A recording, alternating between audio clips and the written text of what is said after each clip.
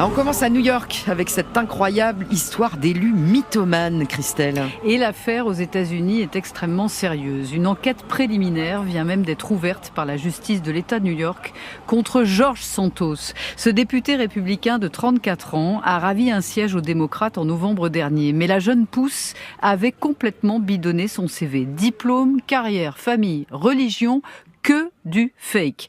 Il s'était présenté comme juif, petit-fils de réfugiés ukrainiens ayant fui le nazisme, homosexuel, diplômé de l'université, brillant financier chez Goldman Sachs et richissime, possédant 13 propriétés. Le New York Times a mené l'enquête. Résultat, il est fils d'immigrés brésiliens, il ne possède rien, il habite d'ailleurs chez sa sœur, n'est jamais allé dans une grande université, n'a jamais travaillé chez Goldman Sachs, il est catholique. Et il a été marié durant 5 ans. Je suis homosexuel, les gens changent, plaide-t-il. Le scandale est tel que George Santos a dû faire amende honorable hier sur Fox News. J'ai fait une erreur. Les humains sont comme ça, on fait tous des erreurs. Qui peut se regarder dans la glace et dire qu'il n'en a jamais fait ?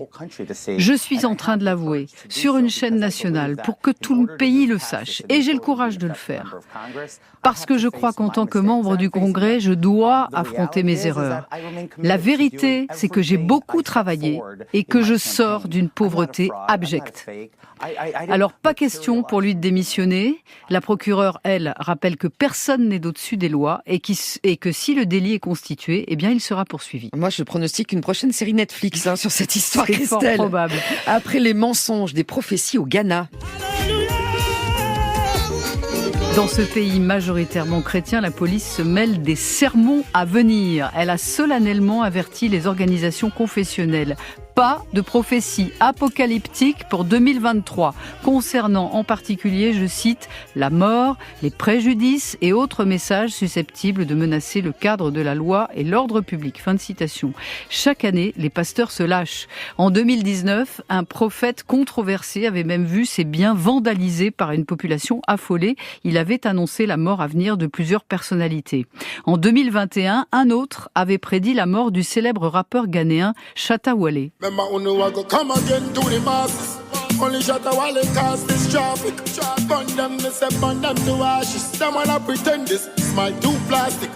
Et pour se moquer des prophéties, bien le rappeur en question avait alors simulé sa propre mort.